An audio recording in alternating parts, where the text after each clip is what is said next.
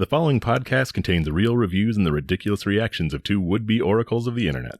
The opinions expressed and presented are mere musings, so please humor their hijinks with a laugh and not by taking anything they say seriously. Seriously.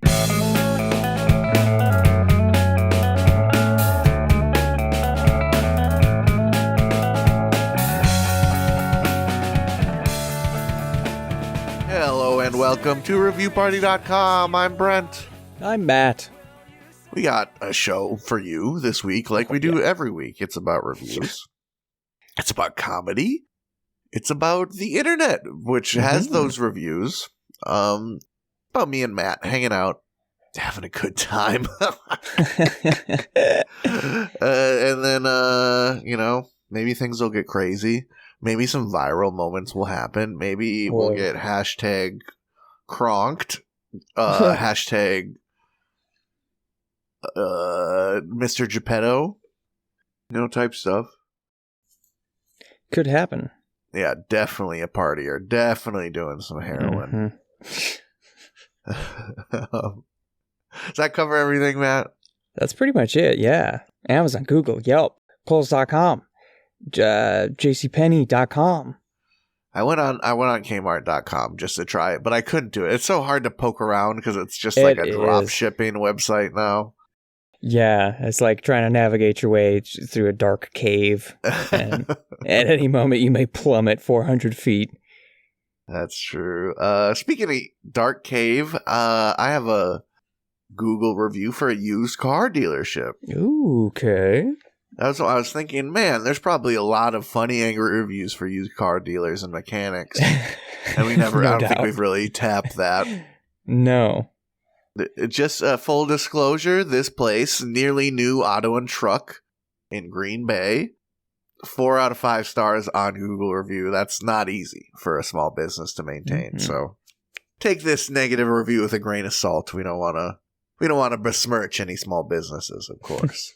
But Phil Perry doesn't have that problem. 3 years ago, they wrote, "Not the best place to get a car. The staff seemed confused, non-friendly. And the experience was awkward. They also knew nothing about the car we were buying. And we felt as though we were a burden being there. The sale process was good and quick. They didn't even wash the car, and they've only put $10 of gas in it. For a $15,000 vehicle, we expected them to at least wash it. They offered us a rip off of an extended warranty when we declined. They rudely asked us why we didn't want to add $140 more to our payment.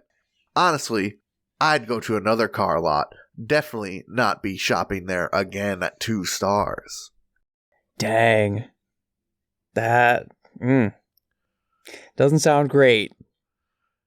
I mean, what's a little wash between friends? Yeah, come on, give me a little wash. Give me a little hose down.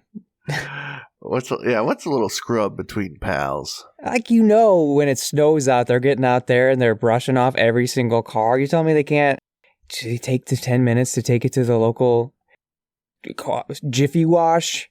The $10 in gas, I believe. They sold it. Yeah. It was a quick flip. It had been test driven a few times. That'll get away from you. But I don't know. Even used cars be looking shiny on the lot. I can't imagine a world where it needed such a wicked blast, Why would you even buy it? True. If it looks dingy. All the other ones are shiny. That's the one for me. That's right. It's like when you're at the grocery store and the box of Cheez-Its in the front is fucked up. You move that to the side and you take the good looking box. No. I go to the produce section and I dig until I find the lumpy malformed grapefruit or whatever. Yeah, the navel at the bottom of the pile that is just abused. It's got that brown scarring all over it. Yeah. He's not made to be eaten. He's sacrificed as the load-bearing navel. Just what I was looking for. What else did he say that grabbed me? If they knew nothing about the car is a little... I guess, yeah, a used car dealership is different. It's a different ball game. Sure. And maybe everyone working the shop doesn't know everything about every type of car. Yeah. I don't know the size of this place. Like, typically it's just like one dude running these lots sometimes. Yeah, like you're telling me guy and a secretary. the 23-year-old they just hired is going to be able to tell you about an Oldsmobile? Probably not. Yeah, Pontiac. Yeah, I know. I heard of Pontiacs. Yeah, man, this is a Pontiac right here. Right. And for a $15,000 used car, like, what is there to tell you? It's probably pretty much the same as it was new. There's the specs, buddy. It's got an engine in it. Maybe, look, we put new tires on it for you. Unwashed. Usually you got to pay extra for that. It's still got the new dealership stink in it, buddy. Ooh, yeah. Let me tell you about this Scion. Yeah, it goes. They don't make them anymore. Let me tell you about this Chevy Trax, buddy. This thing's engine, piece of trash, but it'll look like you're driving a big SUV down the road. Hey, man, they spell Trax with an X.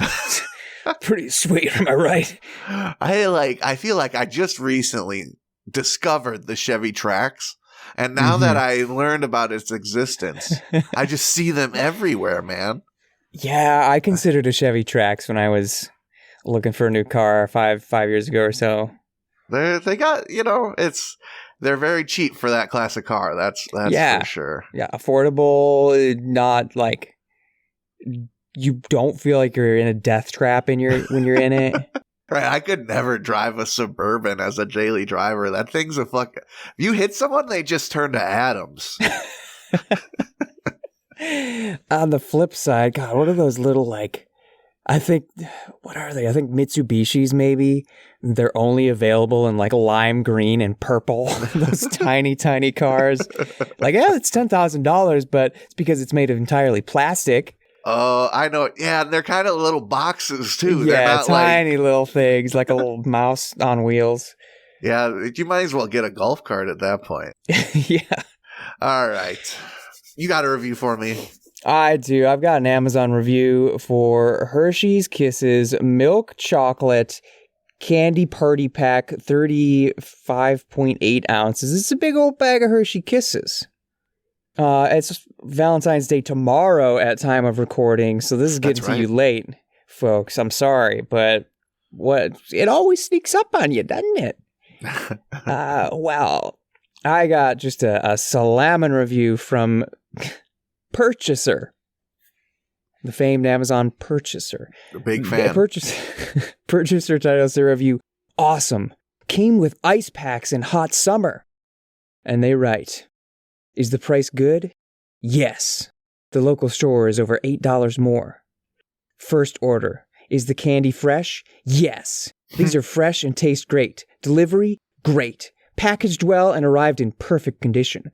Will I order again? Yes. I will order these from this vendor. Do I recommend them? Oh, yes. I highly recommend these. Do I love kisses? Yes. These are exactly what I wanted and desire. They are so good. Are they worth it? Yes, yes, yes. Any cons? Only that I will eat too many as I purchase this large size. I haven't found, quote, self-control on the items to purchase. Final thoughts? Go for it. Indulge. These will only add joy and maybe a few pounds. Second order. Same great price and delivery. Some of them had a whitish coat. Still tastes like chocolate. Third order in middle of hot June. After I order these for the third time, I kick myself, thinking they would come in one chocolate mess. They did not. They came in a box packed with ice packs and insulation. Awesome! I would have accepted responsibility if they were melted. This is great customer service. Phew! I didn't even need to go without chocolate kisses for too long. I continue to recommend these and the vendor. Enjoy yourself. 5 stars. Okay, this isn't Purchaser. This is... we're dealing with the Purchaser with a capital P. The American deity of capitalism. when you get those emails or phone calls or text messages, are you a purchaser in your household or at your place of business? Like, this is who they're actually looking for. They're looking the for purchaser. some sort of demigod of purchasing power, of money exchange, ruling over the dominion of the stock market as well as the retail double buggy shopping cart. Everything is but pawns in Purchaser's game. There's nothing in Purchaser's life but the purchased and the already purchased and soon to be purchased. The only question is if they'll purchase again. And the answer is yes. I have it on good authority. Emphatically, yes. And the thing is, it's hard to make fun of the review in any less abstract sort of way because it's a solid review. It's incredibly well worded, well organized. Yeah, I thought they were being a little pedantic or a little corny, asking themselves these questions. Who's asking you these questions? But then I understood.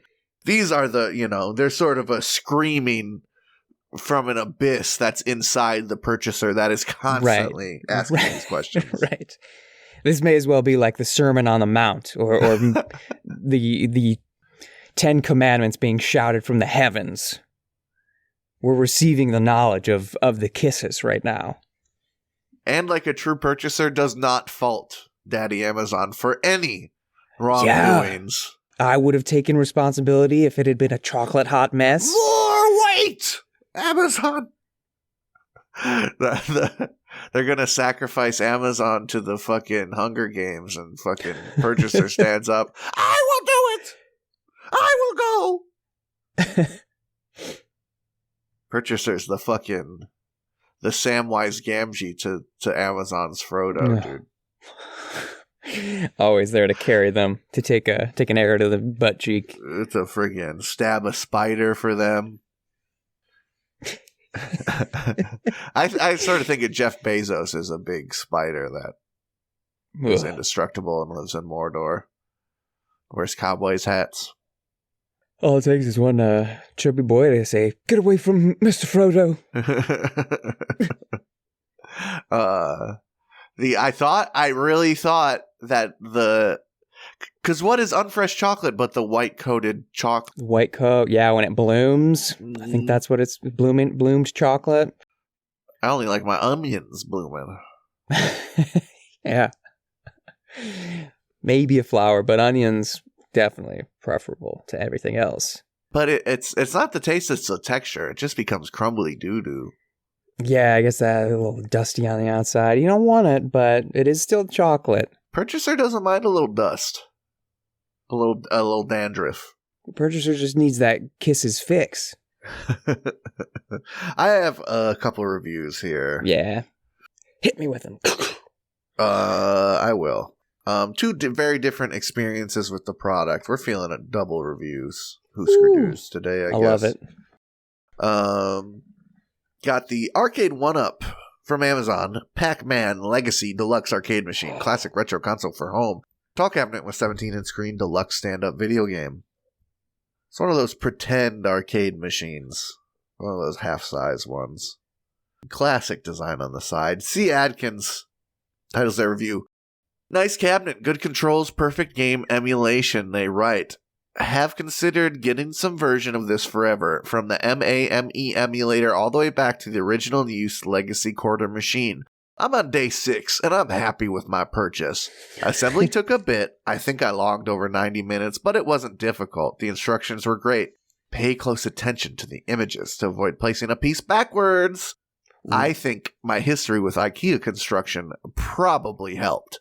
The whole thing goes together with a simple Phillips screwdriver. The cabinet is just a bit smaller than my 40-year-old memories recall, but it's a nice size. That feels like a real arcade machine from my youth. Modern LCD and electronics means that the whole gaming bit is basically a large iPad, but the cabinet is heavy enough that it doesn't matter. Buttons, joysticks seem pretty solid, and the gameplay is absolutely perfect. I'm sure there were instructions, but I didn't spend any time with them and didn't look up how to reset back to the main gaming menu. Press player 1 button for a few seconds. There is some online thing available to share scores or maybe play head-to-head, who knows. I didn't allow a firmware upgrade to download 5 stars. All right, first let me get my, my bouginess, my bias out of the way. I don't love these, like, modern arcade cabinets. I kind of don't either. With the particle board and when it's tiny, ever so slightly tiny, or maybe very tiny compared to what you expect. Even as a kid, playing Ninja Turtles 4-player, you are beyond shoulder to shoulder with the homies. Like, the full-size ones are kind of small enough, are just as big as they need to be. They made them that way for a reason, Yeah. I'd say. Like, if I'm at somebody's wedding reception and they've got these baby ones, I'm like, okay, cool. I'll hang out with these for an hour or two. But when it's in my home, I'm gonna be scouring Craigslist or something to try and find old Papa Dusty Daddy to put in my garage. $500, spend the $200 more to pick up a real one. Like, it's just, I don't know. Do you not have the enthusiast heart? Yeah, you're not buying one of these. Like, you can play Pacman on anything. On your phone. You're buying a cabinet, but you're not going all the way? I think that really speaks to why I feel about it. It's like, you can play Pac-Man anywhere. Any of your TV screens, any of your phone screens, on your computer. There's those dedicated plug-and-play ones for the TV. Those are fantastic. So yeah, if you're gonna get a cabinet, why get just an iPad with a cardboard housing? Yeah. If you are playing, a glorified iPad, maybe make this a project and build the cabinet yourself. Like, make it put a mini fridge in the bottom of that sucker. Yeah, that would be something. So cool. So there's, like, it's big, but there's a reason for it being big, dude. I know there's an arcade in Madison. Maybe I've brought a review for them before, but they have a whole room that's just the X-Men arcade machine, where they have in the middle, framed in glass, they have the arcade board, and then wires to 6 separate podiums for each of the characters. Whoa. And then a big projector screen where the whole wall is the arcade game. That is insane. Right. And that is some hobbyist dedication using the original board. But you could do a very similar thing much easier with a freaking iPad and a projector and a couple like Logitech joysticks. And then your friends would definitely want to come over and hang out and play your games. And I want to say you could do it for cheaper than one of these cardboard thingies. Golly. But hey, it made Chuck Wagon here pretty... Sadkins here pretty happy.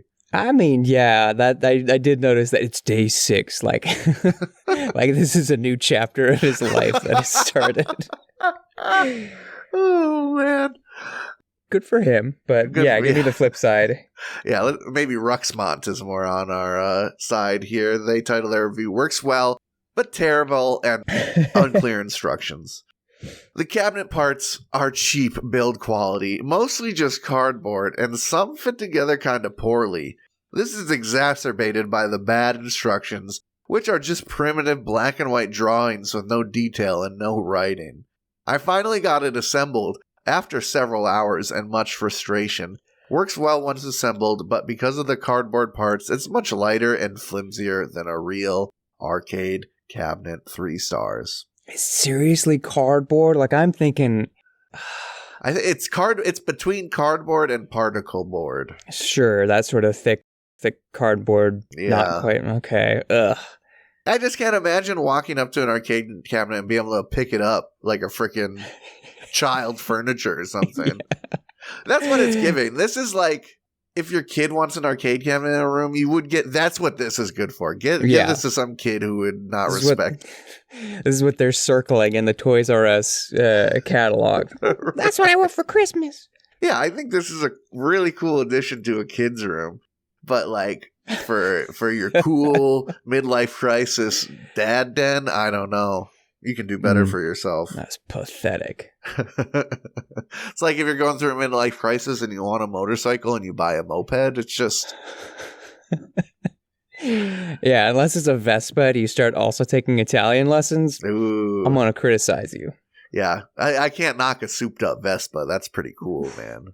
Yeah, you lean on that thing, like, ooh, show a bit of ankle with your Vespa lean, ooh. They got the yellow. It's got the, you know what I like about the Vespa? That tasteful knee shield. I don't know what I don't.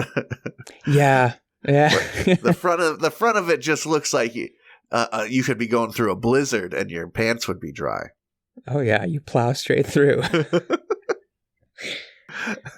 Those things are so light, you just ride on top of the snow like an angel.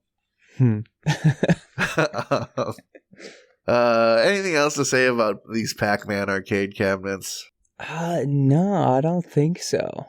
Yeah, we made our distaste known.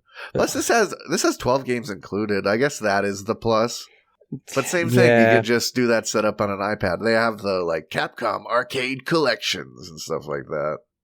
When it's at least legitimate games, I guess that's better. I see those like the 10,000 games and it's all just like 27 different versions of this like crappy freeware arcade off-brand Mario stuff. Yep, I hate that stuff with a passion. Yeah. Have you heard of UFO 50? I should get you on that. Rings a bell, but get me on that. Yeah, I'll get you on that during the break. We'll see you later, party people. Bye, people.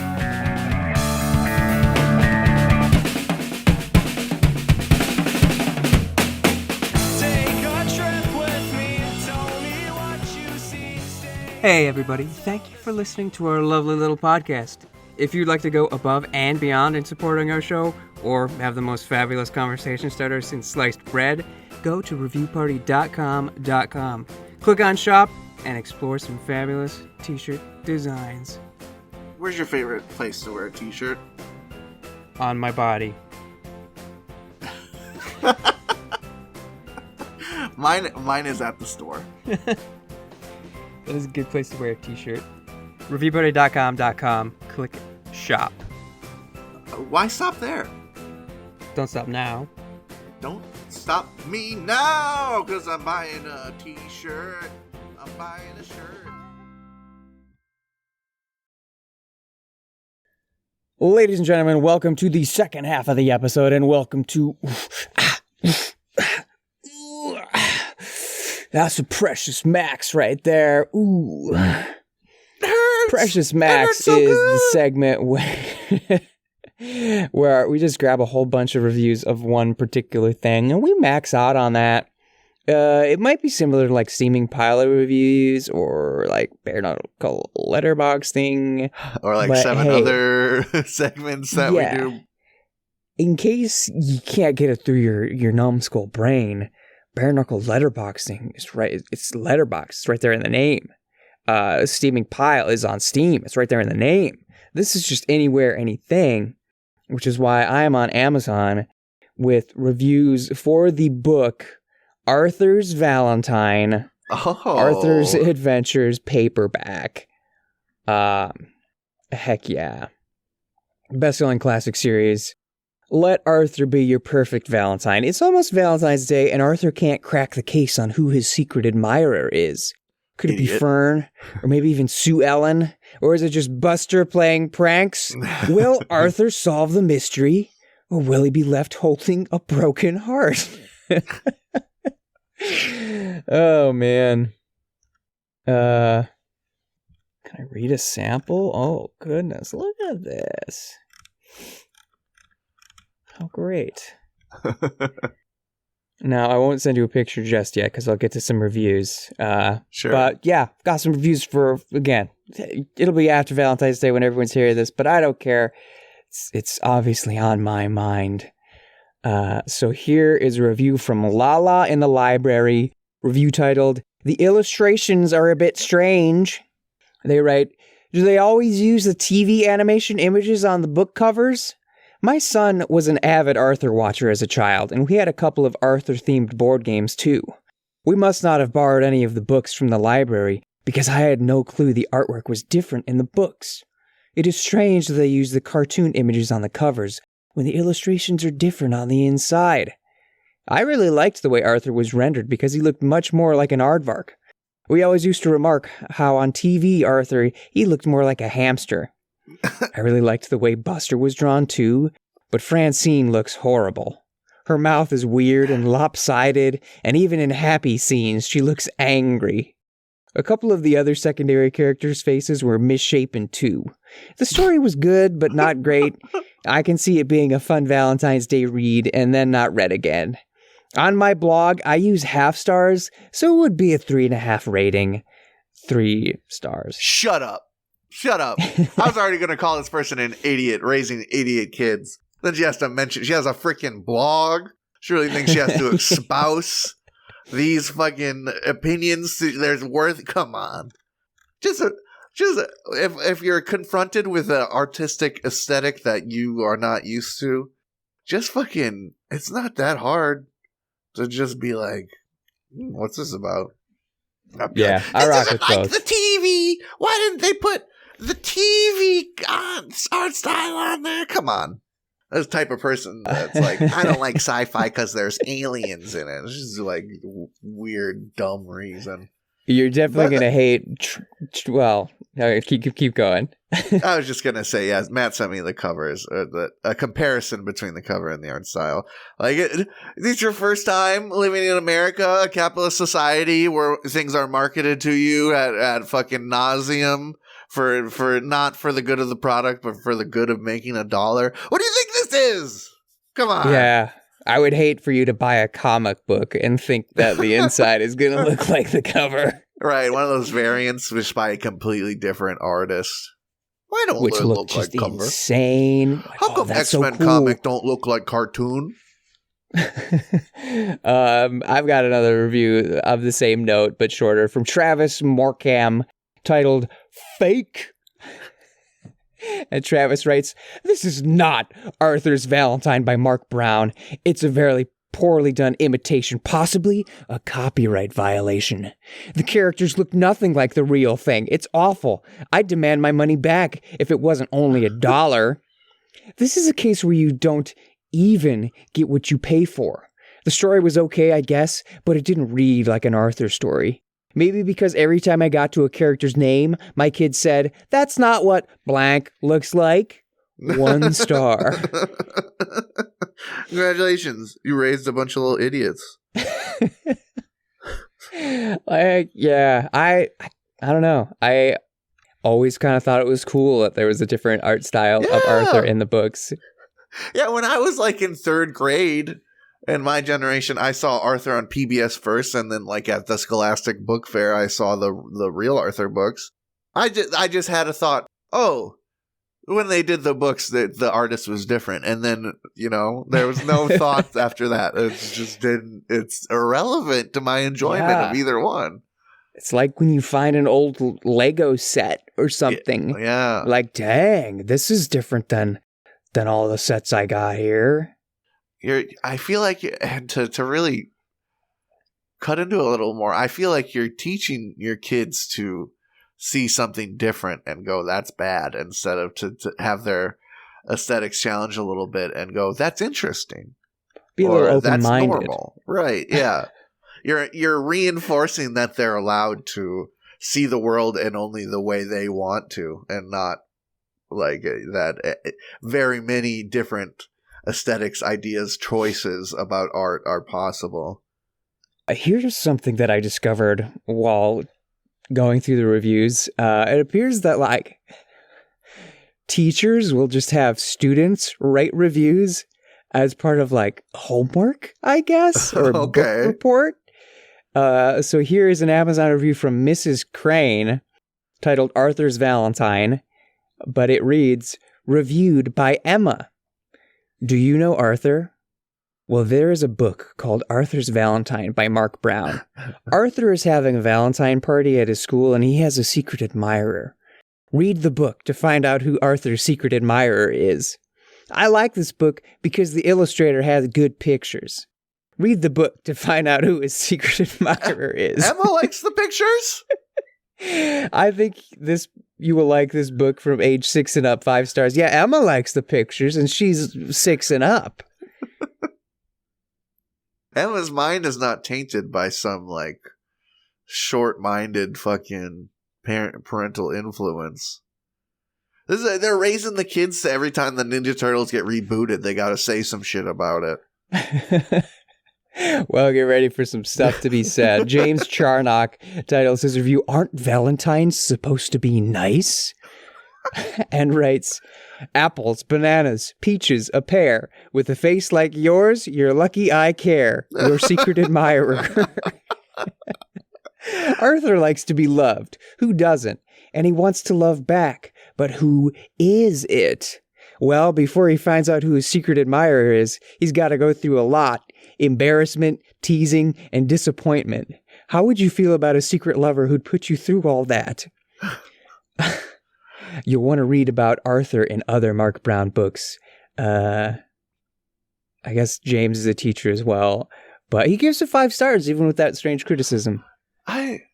To me, isn't that the whole sort of appeal of Arthur? Is like the kids are mean to each other sometimes, like actual kids are, and then you can learn, kids can learn to deal with the emotions just like the characters are doing. You know what they shouldn't be able to deal with? What's mentioned in Reasonable Person's review. Reasonable Person titles their review, "Not good." Right? This book just isn't good.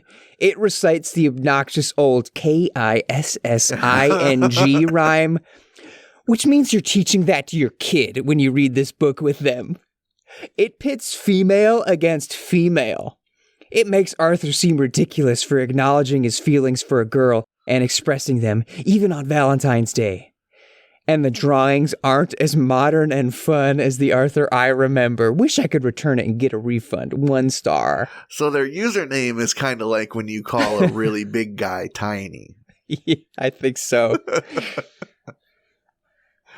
Yeah, that was not a very reasonable review.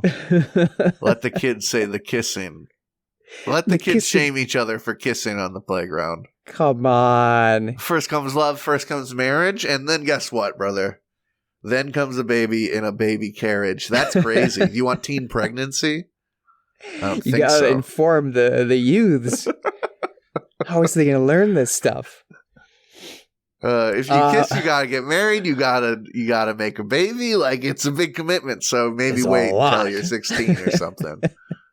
Another unreasonable review here, I think, from Andrea Thibodeau, titled "Not My Favorite." Andrea writes, "I adore Marc Brown, but this story had some problematic components. It's probably the only Arthur book I wouldn't recommend. A character attempts to kiss another character without consent, and it's never addressed. 2 stars. That's life, I'm afraid. Not consenting, bad. Someone running up to you on the playground, giving you a smooch and running away, and you having some emotions about it. It happens, and kids should see, that it's not the end of the world. It's not good. Arthur is complicit. He is guilty as much as the offender. Right. This is a complex issue, and maybe Arthur doesn't address that part of the complexity enough. Sure, but isn't that a good conversation starter for you and your kids? Isn't that half the reason you're reading these books? Yeah, don't kiss people without them wanting you to kiss them. Yeah, don't you? And when that happens, you say, "Isn't that a little strange that they did that, huh?" They kiss without, and then your kid would say, "Yeah, I don't like that," and then boom. You're parenting. Something you've never freaking heard of. Oh, nice. Let's end with this one. This is from Monica, who tells her review, "Huh?" and writes, "He left her at the movies after all the cards she made him?" That was my 6-year-old's response. 3 stars. Well, I don't know the full story, but it sounds dramatic. I guess Arthur decided to be his own man. And if it was Sue Ellen, justified. Who wants to date freaking boring Sue Ellen, man? I have a feeling it might have been Marcy, or Francine. It was Francine, I think. I don't know. Francine, I mean, she is a chimp, but She's pretty sporty, pretty fun. I am going through the sample I can read here. Uh-huh. I don't remember this character's name, but he looks sick as heck. Let me send you a picture. But whoever was talking about Buster, you can see Buster creeping in the picture there. Oh, Let me show you. I forget the Moose's name. I know he had some storylines. He did, but Buster's full glory, not even his full glory. But look at that little man.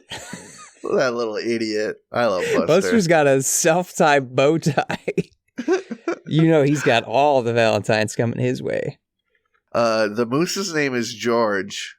George. Let me send you a picture of the cartoon of him. Oh. Oh. George is sick. Yeah, I've got a cool picture of George and some black aviators, a Rambo headband. Did he brand his horns with some writing or something too? Oh yeah. It says, yeah, it's got like 4 words. It says like "fuck you" or something on the. Got like a tie-dye shirt, sleeves ripped off. He's going crazy. Cobra Kai wristband or something. Yeah. Breaking Arthur's fucking leg, man. Dang, George. I think. Is there any more Arthurs we got to get through? That's all the Arthur for now. Yeah.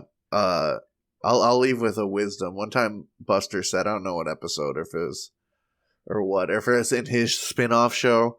One time Buster said happiness is a large pizza on a Friday before a 3-day weekend. Oh, I just got goosebumps. Right. That means a lot coming from a little bunny rabbit who wears a blue shirt. Mm-hmm. But he doesn't look like in the TV, so is that even Buster? That's not Buster. But that was Precious Max. Hey, thanks for Max. And yeah, the thing is, I think the personality that comes in those drawings, it's the same. Their personality shines through. They just had to make them less rough for TV because they drew them 10,000 times over, Yeah, simplify the lines. Exactly. Give them the rough art style. Let the kids drink it in. It's just like Winnie the Pooh is a lot like that. That's true. Before I espouse any more Winnie the Pooh from my mouth, I've got some reviews from Ben McQuiggan. Thank you. I think that's 3 in a row. Don't want to call it a hat trick. That's like... That's when you do 3 an episode, which I could have. I just spaced them out. I denied Ben this hat trick, but I think the consistency is more important than we already won this game. Anyway, these reviews, Ben said, he had a cute little introduction. Let me read that up. He said absolute hits. Had to give you guys a quality book after sharing that sad Iron Man reboot. Here's a review from another DC hero getting the absolute treatment. The absolute series has been a blast to read. Each of your favorite Justice League members reinvented under new circumstances while maintaining their core identities. Unlike the absolute Batman, this Reborn Legends reads like it's coming straight from a Grecian vase. Wow. Grecian? Grecian sounds cooler. Grecian does, yeah. Greco-Roman, yeah. Yeah. That's what tripped me up. This means it's the same thing. Anyway, I got it, yeah. Dustin Giebel of Comic Watch writes, I have 2 reviews. Absolute Wonder Woman number 1 is a gut punch issue that transfigures the familiar beats of Wonder Woman and Greek mythology. The final result is a story that feels rooted in tragedy versus triumph from the artwork all the way through. Thompson's script cleaves through pretense for a bared tale of arrival and heartache, while Sherman's pencils and composition parry those ideas into reality. Rounded out by Belair's vibrant, evocative colors and raw lettering choices by Carey, the ideas and images of the debut issues will linger long past its last page. Wow. I would just have props for the writing in that. That was a very masterful review. The parrying pencils. Awesome. And I don't know, the bold lettering choices, was that what it was? Yeah, no, what did they say? Let me not ruin this. Look at that L. The raw lettering choices by Gary. Yes. If I was a letterer, that's what the biggest compliment. Your lettering is raw, my guy. I'd be like, whoo, thank you. You get it. I thought the sans font would do a little something this week. But since all we can do is agree with those awesome reviews, and this book does maintain 9.1 critic rating, 8.8 user rating, pretty amazing. I got one of the lovely idiots trying to mess with that average. From F this site. Okay. They also have a picture of the White House, sort of like bleeding red and blue. So a lot going on. They write, the plot seems really decent, but the art is a little too clunky for such a big title that DC is trying so hard to push, and the writing feels pedestrian and amateurish at best. This team was way too minor league for a Trinity character in an all-new universe that is supposed to be making big bank. If DC wanted to come out the gate hard, they really shouldn't have given this assignment to one of the new crop of terrible creatives that we've been repeatedly subjected to in the recent years. Also, I know we have yet to see a lot of Diana before the big intro to Man's World, so it may be explained. But does Cersei know how the tattoo, or will this be like Scarlet, who may need to go undercover in a federal building or high security military installation, have engaged ears? Some things cannot make sense if it's cool enough, but most of the time it's just dumb. I hope this is not one of those times. Just a terrible beginning for Absolute Wonder Woman. Is Jeremy Adams or PKJ available to co-write at least? 5 out of 10. At least the guy recognizes the rule of cool. If it's cool enough, it doesn't matter if it makes sense. But what does the rule of cool mean if you've never done anything cool in your whole life? This guy. Yeah. More like the rule of stool when it comes to this guy. I'm talking poop, folks. I think he needs to get out more. Touch some grass, as they say. Yeah, this is a bit of that is a simple and just response to that review. Maybe I don't read comics too much, and I don't know. Only recently I read a popular book series because I'm going to have to play as one of the characters at like a fantasy ball. So I read all this exciting fairy smut. And I guess maybe if like somebody else tried to write in that universe, I'd be like, can't Sarah J. Maas come over and just spend some... But sure. You're saying it's a somewhat measured response, at least that part of it. I don't know. I'm trying to find some common ground. Right. But it's not ground, it's thin ice. Yeah, I mean, there is a certain part of me that might feel that when X-Men come to the MCU, like, can't we just call James Gunn up again?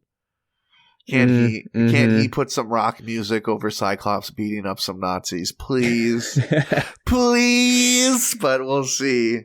Yeah, I don't know. It's just, it's the type of the review that reads you were going in looking for reasons to dislike it, which yeah, usually find what you're looking for. Have you found a review that might shoot us off here? Yeah, I feel like we can make fun of this one. I got a Google review of the Sport Clips Haircuts of Naperville. This is Haircuts of Naperville. That's a crazy subtitle. It's like the sands of the hourglass. The haircuts of Naperville. This is a review from Kestutis Nikolajevas, maybe. That's probably right. Greek, something like that. Grekian. Kestutis writes, I followed Tess from Bolingbrook to this Naperville location because I don't trust anyone with my hair.